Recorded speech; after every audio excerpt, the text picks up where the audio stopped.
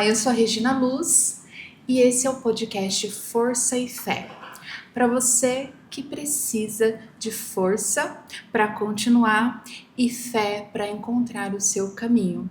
Hoje eu trago uma pessoa muito especial que faz parte da minha vida já há 16 anos, porque é uma querida que cuidou da minha filha, né, num momento muito especial, que foi quando a gente descobriu o TDAH da minha filha, a doutora Cristina, fonoaudióloga maravilhosa, que vai falar com a gente sobre rede de apoio e a importância da rede de apoio na vida da mulher e da família que precisa de ajuda em momentos difíceis. Doutora, seja muito bem-vinda. Obrigada por ter aceitado o convite. Obrigada por fazer parte da minha vida há tanto tempo, apesar da gente não se ver com frequência, mas por ser essa pessoa querida, essa pessoa que realmente honra, né, o diploma, a função que exerce sendo fono, mas também sendo uma pessoa muito humana, porque várias vezes que eu precisei, não hesitou em estender a mão e falar, vamos lá, eu te ajudo.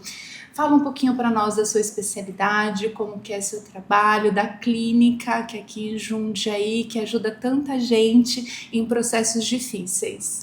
Regina, muito obrigada pelo convite, eu fiquei muito feliz de poder estar aqui conversando com você, te rever, saber da Marina, de como ela ficou, como ela está tão bem, né? Graças a Deus. São 35 anos trabalhando voltado para a área da fonoaudiologia aqui em Jundiaí, nas mais diferentes frentes, né? Então, só no hospitalar e no ambulatorial, mas no empresarial, na comunidade, no serviço público, tentando atender todas as dificuldades que a gente possa levar informação, levar conhecimento e suprir a necessidade, dar o suporte que as pessoas precisam quanto a fala, audição, linguagem, voz,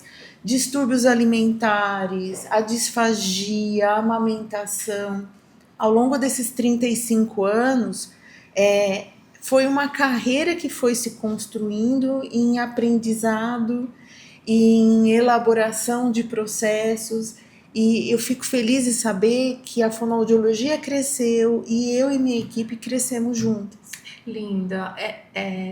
Eu olho para a Cristina, eu lembro muito de um trecho da poesia de Victor Hugo, que eu desejo que você plante uma semente e acompanhe seu crescimento, para que você veja de quantas muitas vidas é feita uma árvore. E a Cristina é essa pessoa que, em várias fases da vida, planta uma sementinha que é do acolhimento, né, através da profissão, que é uma profissão linda, e que acompanha esse crescimento, né, que ao longo da vida da pessoa que, né, chega ali precisando de ajuda e às vezes ela acaba até estendendo a mão para um pouquinho mais. E por isso a gente sempre falou agora, nesse momento, da rede de apoio, né? A necessidade da rede de apoio. E a Cristina acaba sendo essa pessoa, né, dentro do consultório, dentro da clínica, como rede de apoio, não só ali para o paciente, mas para a família, porque precisa do conhecimento, né, e entender o processo ali desse paciente que chega com um diagnóstico, ou com problema de fala, ou com problema de audição, ou como que a gente estava conversando aqui das divergências, porque a gente vai descobrindo, né, ao longo a necessidade de cada pessoa. Cristina, hoje, quando você olha para toda essa história, né, que você tem esse contato com seus pacientes no dia a dia, qual que é a maior dificuldade que você vê da família como um todo para buscar o primeiro atendimento, para ter esse acesso ao atendimento, ou quando ela tem plano de saúde, quando ela não tem esse apoio do plano de saúde? Regina, o que acontece é o seguinte, a primeira dificuldade hoje que a gente tem é o diagnóstico. Ao longo desses anos, a gente viu a evolução de muitas profissões. mas necessariamente os profissionais não evoluíram nesse caminho, né? Então, por exemplo, você teve a sorte de ser atendida por um bom profissional que fez um diagnóstico correto e encaminhou a Marina já cedo para um acompanhamento de estimulação auditiva, de linguagem, e que não se baseasse única e exclusivamente ali naquela atividade fechada, mas que pudesse trabalhar todas as funções, todas as habilidades necessárias para ela ter uma integridade no desenvolvimento.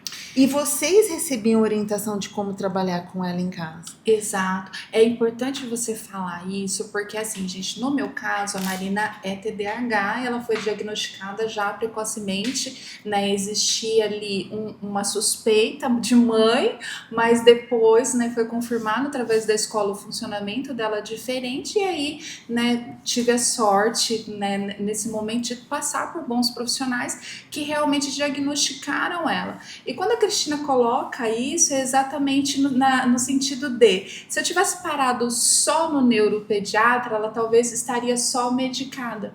Mas o neuropediatra foi muito assertivo em indicar fono, psicólogo, ela também passou por psicopedagoga que ajudou nesse processo. Então foi realmente uma rede ali de apoio que eu tive nesse momento, e isso me preocupa, como eu já falei várias vezes, porque a maioria das mães não tem esse acesso, não é?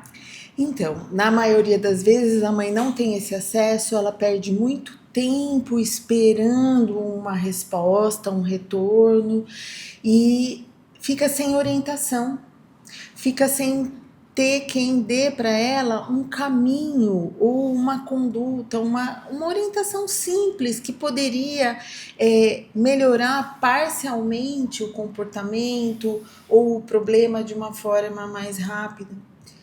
E são muitas vezes coisas simples. Então, como eu conheci a rede de apoio? Foi através da orientação das enfermeiras dentro do hospital sobre a amamentação.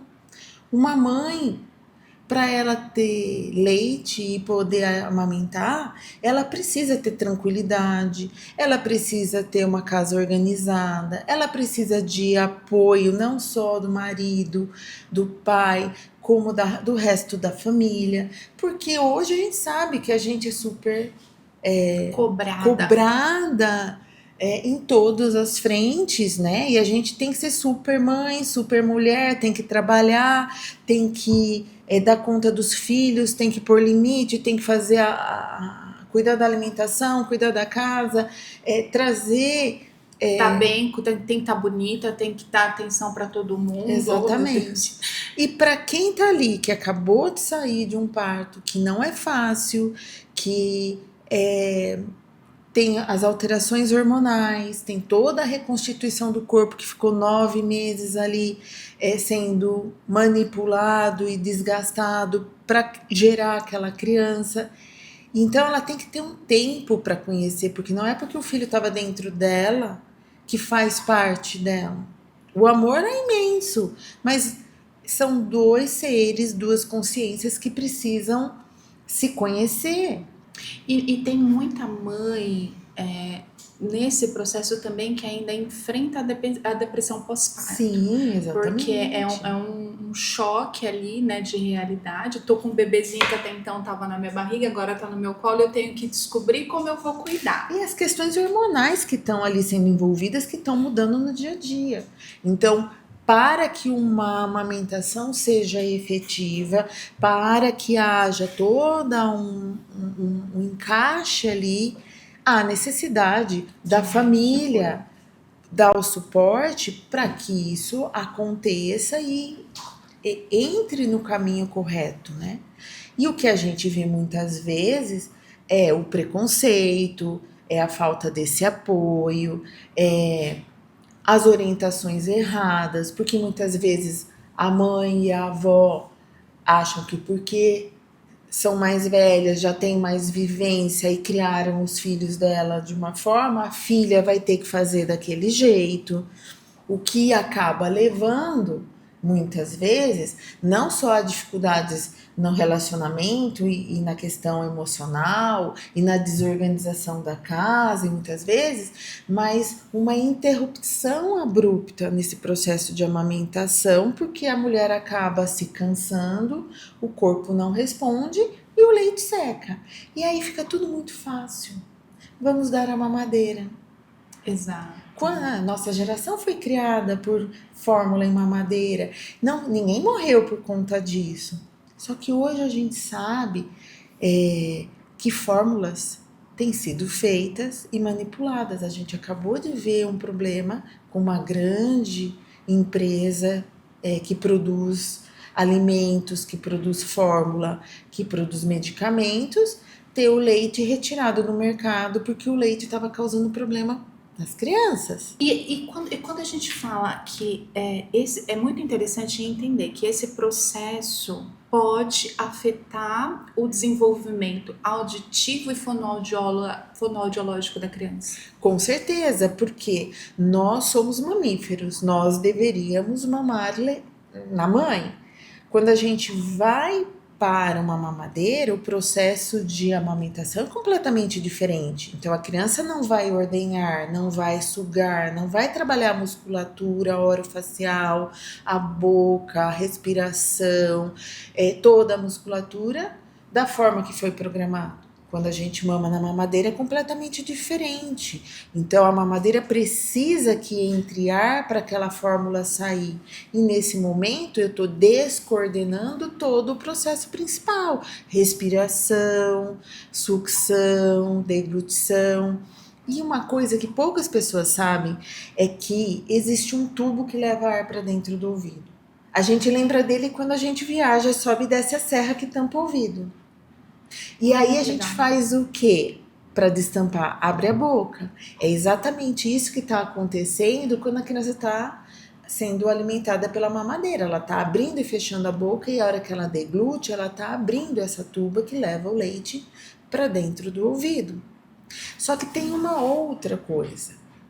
O nosso leite é produzido basicamente com as proteínas do corpo da mãe, que é humana. Uhum.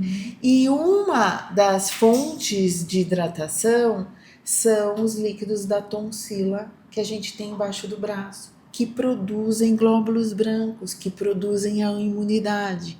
Então, esse leite, basicamente, ele é uma vacina. Olha. Ele vai levar os anticorpos da mãe para a criança, porque ela só vai começar a produzir anticorpos com 2 anos, 2 anos e meio de vida. Então, o que acontece? Durante todo esse período, a criança depende do leite da mãe para ter anticorpos, para ter resistência a vírus e bactérias. Quando você cessa a amamentação, nem que seja uma vez por dia, e introduz uma fórmula, você está mandando um componente que, além de não ter essa imunidade, essa vacina, ela é produzida basicamente com leite de vaca. Você sabia quantos estômagos tem uma vaca? A gente vai fazer uma pausa agora para os nossos comerciais, os nossos patrocinadores e os nossos oferecimentos, e voltamos já já com a doutora Cristina para a gente descobrir, e também para você que é mãe não se sentir culpada com relação ao funcionamento diferente do seu filho, porque às vezes você vai precisar entender como essa criança funciona para justamente dar para ela o cuidado necessário. A gente volta já já.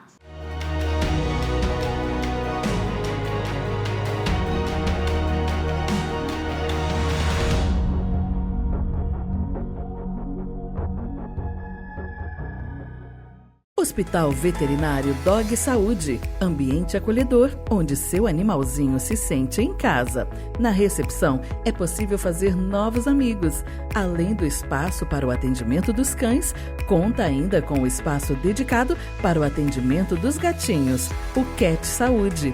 Atendimento com muito carinho, com veterinários de plantão 24 horas por dia. E ainda, uma equipe de especialistas com uma estrutura completa e modernos equipamentos para exames. O seu animalzinho é diagnosticado no local e muito rapidamente. E ainda, conta com estacionamento coberto para o conforto e praticidade dos nossos clientes. Hospital Veterinário Dog Saúde, um lugar pensado para você e seu pet. Aqui, o seu animal faz parte da nossa família. Rua Rangel Pestana, 1178, Centro.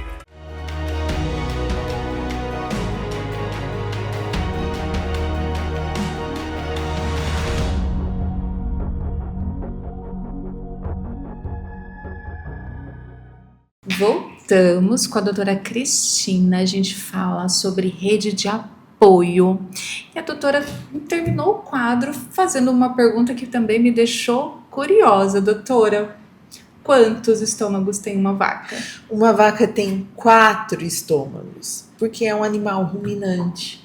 E aí, para ele dar conta de quebrar a molécula da fibra das plantas e absorver vitaminas e sais minerais, que é o essencial que a gente precisa para o desenvolvimento do nosso corpo, dos ossos, dos músculos e principalmente do cérebro e do seu potencial, a vaca precisa ruminar. E aí ela produz uma proteína que se chama caseína. E é a caseína que induz a ruminação.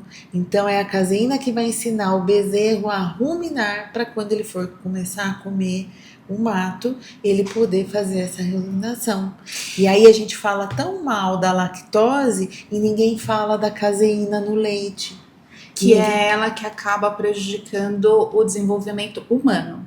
Ou ela Na tem verdade, essa interferência no desenvolvimento humano? Na verdade, todo mundo que tem um pouco mais de idade toma leite e depois fica regurgitando, reclamando de um pouco de azia, ou seja... Que acha que é intolerância à lactose. E na verdade pode ser a ação da caseína no leite que está induzindo você a ter o refluxo. E quando, a gente voltando aqui para o desenvolvimento da criança, quando a criança funciona diferente, como no caso da Marina, que a criança começa a rejeitar o peito logo cedo, e por funcionamento diferente, a criança é mais agitada, que era o que eu percebia da Marina, e aí começou a rejeitar o peito, e aí a gente tem que obrigatoriamente, como chegava o pediatra, falar, olha, agora você vai ter que mudar a introdução alimentar dessa criança, que é desesperador.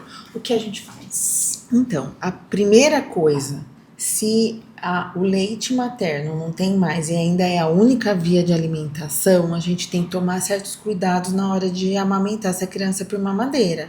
Posicionamento, tomar cuidado na oferta, não é despejar um copo, não é como se você estivesse despejando, você tem que esperar a criança se organizar, fazer a respiração para deglutir, para sugar. E principalmente após a oferta, é importante que a gente tome cuidados de limpeza. Então não é só a higienização da boca, né? Principalmente quando a criança já tem dente, que ela está se alimentando, mas na oferta do leite pela mamadeira, a gente nunca deve deixar essa criança deitada sozinha com essa mamadeira. A gente tem que estar ali orientando e sempre deixar essa criança o mais sentada possível ali. Porque corre senão o risco do afogamento também. corre o risco do afundamento, mas o que é certo é que esse leite, se ela estiver deitada, vai entrar em contato com a adenoide e vai entrar dentro do ouvido. E aí vai ficar lá fermentando, porque leite é ácido, né? E pode gerar uma coisa que a gente se chama de otite média serosa, que é justamente aquele resquício de fermentação que fica estimulando. Então, é isso que acaba produzindo uma adenoide hipertrófica que tampa o nariz e leva a uma respiração oral. É o que leva a otite média serosa e faz com que a criança ouça, além de mais baixo, muito distorcido e que vai gerar depois consequências como atraso de linguagem, dificuldade de desenvolvimento de atenção e concentração e que vai levar às dificuldades depois no desenvolvimento.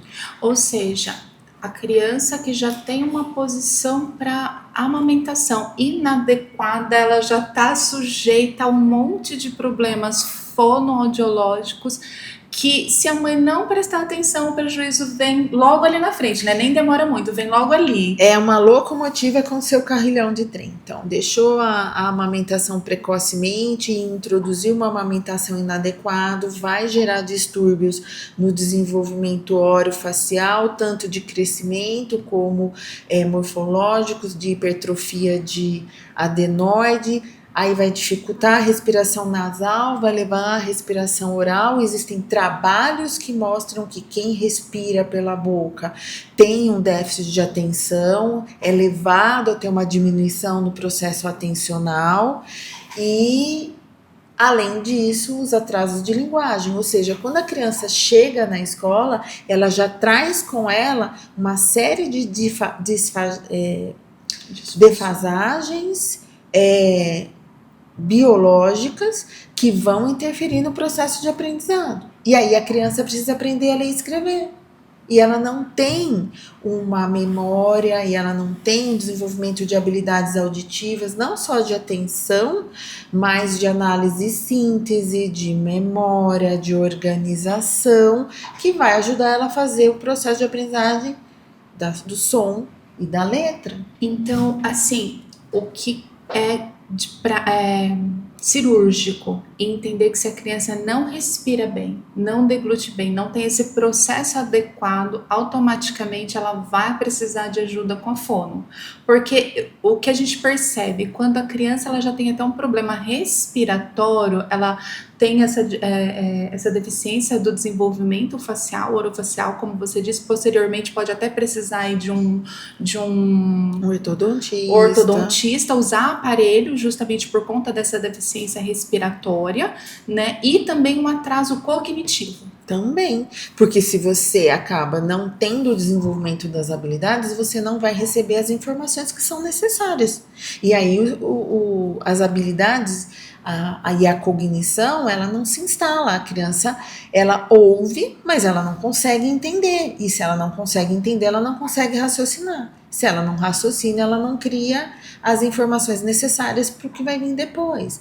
Então, muito do que a gente vê hoje das crianças com um distúrbio de comportamento em que ela é mais lenta, ou que ela dá respostas inadequadas, ou que ela dá muita atenção ao visual, ou acaba sendo muito impulsiva, agitada, advém desse processo da falha de comunicação.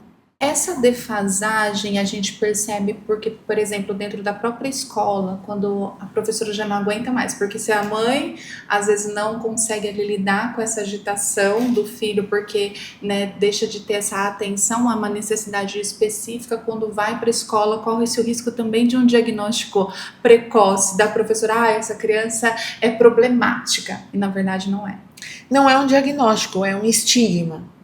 Então, a falta de conhecimento faz com que estigmas sejam criados, né? E as crianças até são nomeadas como Enzos e coisa e tal, por causa do tipo de comportamento que as pessoas não sabem lidar. Mas não sabem lidar porque não sabem qual é a causa. Então, é importante a rede de apoio aí e buscar o conhecimento nos médicos, pediatra, neurologista, otorrinolaringologista, na psicologia e na fonoaudiologia, mas de pessoas que tenham a capacidade de fazer esse tipo de orientação. Porque senão um diagnóstico errado também atrasa o processo. Gente, é uma delícia conversar com a doutora, dá vontade de ficar aqui o dia inteiro, né, batendo esse papo gostoso, mas fica o convite para um próximo momento a gente continuar esse nosso bate-papo, que com certeza vai ajudar muitas mamães. Fica o convite para a gente fazer o nosso grupo também de rede de apoio para estender ajuda aí a essas mamães. Então, quem está nos acompanhando, fica ligada, porque em algum momento a gente vai soltar, né, para vocês essa oportunidade de fazer parte dessa rede de apoio, em que a gente tem sim o desejo de ajudar, estender a nossa mão para você nesse caminho difícil que é educar. E para você que está nos acompanhando, muito obrigada pela sua audiência, muito obrigada por estar aqui conosco, muito obrigada por fazer parte desse processo. O nosso intuito é te ajudar nesse caminho, que a gente sabe que não é fácil, e a gente sabe da necessidade de ter a mão estendida num momento como esse, assim como eu tive, pessoas maravilhosas como a doutora, e é esse meu desejo, estar aqui para também te auxiliar, te estender a mão e gente juntas fazer o melhor para os nossos filhos e, quem sabe, incentivar você a ajudar outras mães. Muito obrigada!